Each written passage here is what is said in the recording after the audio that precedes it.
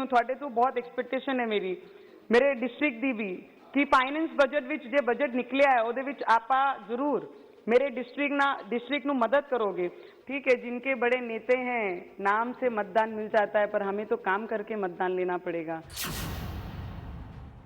तो ऐसे बजट का मैं दिल से स्वागत करती हूँ और इसका समर्थन भी करती हूँ। महाराष्ट्र से आने के बावजूद, महाराष्ट्र की परिस्थितियां देखने के बावजूद पर और विरोधकों के सोच से तो और बहुत ज्यादा ऊपर ये बजट दिया गया है। तो इस बार जो बजट की एक्सपेक्टेशन थी ये डिपार्टमेंट से, फाइनेंस डिपार्टमेंट से, मुझे लगता है उससे कहीं बेहतर, सोच से बहुत ऊपर और विरोधकों के सोच से तो और बहुत ज्यादा ऊपर ये बजट दिया गया है। इसमें हर एक पॉइंट, फिर वो 75 वर्ष के बुजुर्ग का विषय हो, उनके रिटर्न्स का विषय हो,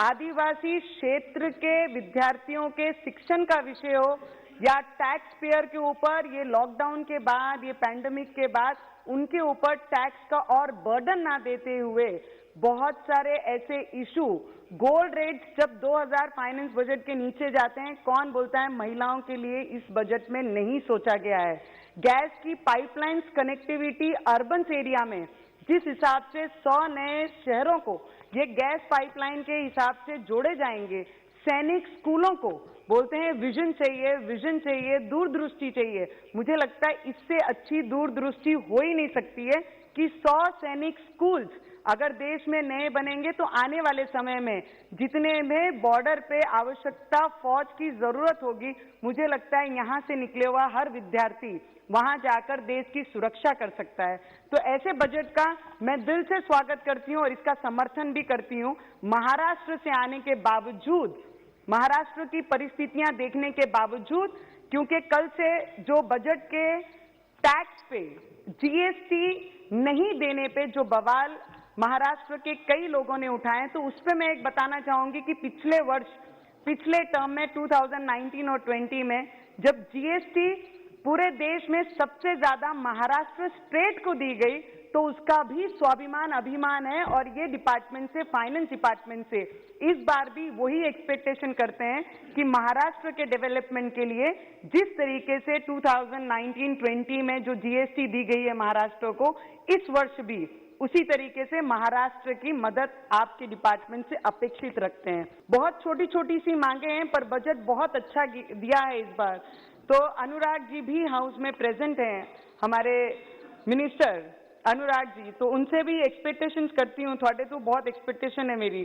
मेरे डिस्ट्रिक्ट दी भी कि फाइनेंस बजट विच जे बजट निकलिया है ਉਹਦੇ ਵਿੱਚ आपा जरूर मेरे डिस्ट्रिक्ट ਨੂੰ मदद करोगे। महाराष्ट्र की खराब हेल्थ केयर सिस्टम को ध्यान में रखते हुए मैं महाराष्ट्र के लिए एक बायोसेफ्टी लेवल 3 लैब की भी मांग आपसे करती हूँ। और एक अल्पसंख्यक क्षेत्र जो मेरे डिस्ट्रिक्ट में बहुत बड़ा है, जहां पर करीबन 7 से 8 लाख अल्पसंख्यक के लोग रहते हैं, तो वहां पर मैं आपसे मांग करूंगी कि महिलाओं के लिए एक स्पेशल हॉस्पिटल की मांग मैं आपसे करती हूं, जिससे अल्पसंख्यक महिलाओं को, हमारे क्षेत्र की, मेरे डिस्ट्रिक्ट की महिलाओं को सुविधा हो। मैं सिर्फ आपसे मांग करूंगी और ये बजट को हमेशा से मैं सपोर्ट करती आई, पॉजिटिविटी लेते आए, क्योंकि द मिनिस्ट्री ऑफ दिस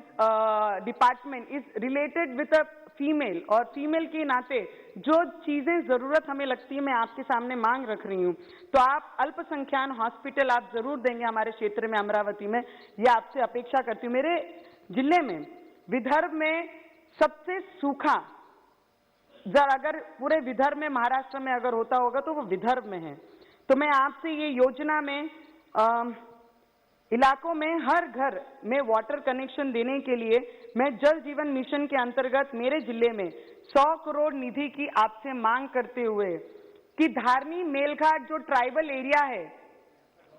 मुझे पता है कि पैसे बहुत ज्यादा बड़े रहते हैं मांगने में, और पर जो प्रॉब्लम्स, जो डिफिकल्टीज हमारे क्षेत्र में, ट्राइबल में, आदिवासी क्षेत्र में होते हैं, जहां पर सभी को पता है ट्राइबल लोग जब भी रहते हैं तो वो फॉरेस्ट एरिया के ही क्षेत्र में रहते हैं, जहां पर अनइवन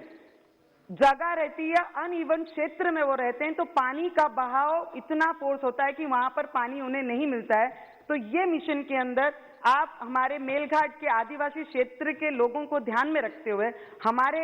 जिले को ये सुविधा देंगे, इतनी अपेक्षा आपसे करते हैं। मैं बहुत नई हूँ, 2 वर्ष हुए मुझे ये हाउस में आते हुए और बहुत अच्छा लगता है जब सीनियर्स को सभी को सुनते हैं बजट के ऊपर हर विषय पे। तो ये चीज बोलना बहुत जरूरी है कि आज भी 70 वर्षों के बाद भी आज भी ये हाउस में मुझे ये रखना पड़ रहा है कि मेरे जिले में ट्राइबल एरिया में अब भी 24 गांव ऐसे हैं जहां पर लाइट की सुविधा नहीं है। तो मैं आपसे मांग करूंगी कि हमारे अमरावती डिस्ट्रिक्ट को आप पूरे देश में, सर बहुत छोटी छोटी सी मांगे हैं, मुझे रखने देंगे तो मेरे क्षेत्र के लिए बहुत मदद होगी आपसे, तो प्लीज। तो मेरे ये क्षेत्र के लिए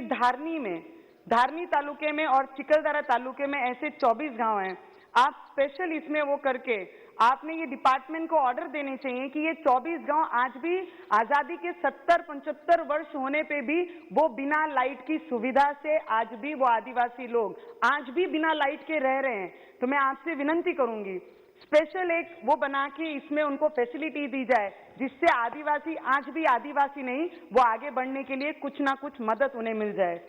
मेरे केंद्र सरकार से ये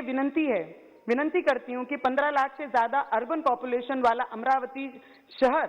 सिटी जो पूरे विदर्भ में पहले पीछे हुआ करता था, अब वो ग्रो करना शुरू किया है। तो मैं आपसे विनंती करूंगी कि महिलाओं की फैसिलिटी के लिए और जहां पे कॉरपोरेशन है, महानगर पालिका है अमरावती की, उसमें सिटी गैस डिस्ट्रीब्यूशन नेटवर्क को जोड़ा जाए जिससे महिलाओं को सुविधा हुई इससे। और मेरे जिले में 60 लाख से अधिक ट्राइबल को अच्छा एजुकेशन का लाभ नहीं मिलता है।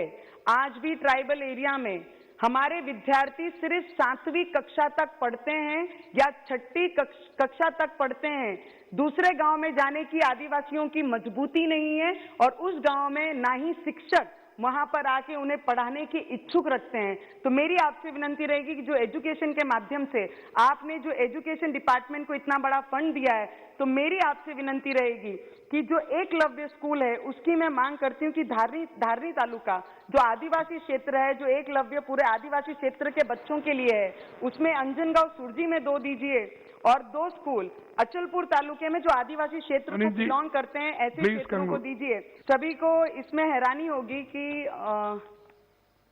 मुझे पता है कि अकोला, आकोट, तेलई, धूलघाट, डबका, खंडवा रेल लाइन का ब्रॉडगेज करने के लिए बहुत सालों से रेलवे डिपार्टमेंट केंद्र का परिश्रम कर रहा है। और जब एक बार वो केंद्र से ब्रॉडगेज होने के सैंक्शन हो गई है, क्योंकि ब्रिटिश कालीन रेलवे है, तो इसे इम्प्लीमेशन करने के लिए बहुत सारी चीजों की जरूरत पड़ी और सेंटर ने इसकी पिछले 6 वर्षों से बहुत ज्यादा फॉलोअप लेके इसे पूरा करने की कोशिश, शुरुआत करने की कोशिश की। पर इस बार जो हमारी राज्य सरकार है, जो हमारे आदरणीय सीएम है ठाकरे सरकार, उन्होंने इस प्रोजेक्ट में जो ब्रिटिश कालीन है, जो आदिवासी क्षेत्र को, आदिवासी लोगों को जोड़ने का काम करने वाली है, उस रेलवे का लाइन को उन्होंने इंटरप्ट करके रोक कर उन्होंने इसका काम बाजू रख के उन्होंने दूसरी रूट बनाई है। तो मेरी आपसे विनंती रहेगी डिपार्टमेंट से, रेलवे से, कि इसे हाथ में लेकर उनके साथ मीटिंग करके क्या पॉसिबल कर सकते हैं वो करना बहुत जरूरी है। और शकुंतला को, जो हमारी अमरावती और किसानों की जान है, हर तालुकों को जोड़ती हुई निकलती है, ऐसी शकुंतला लाइन को जल्द से जल्द शुरू करी जाए और ब्रॉडगेज के लिए उसमें कुछ ना कुछ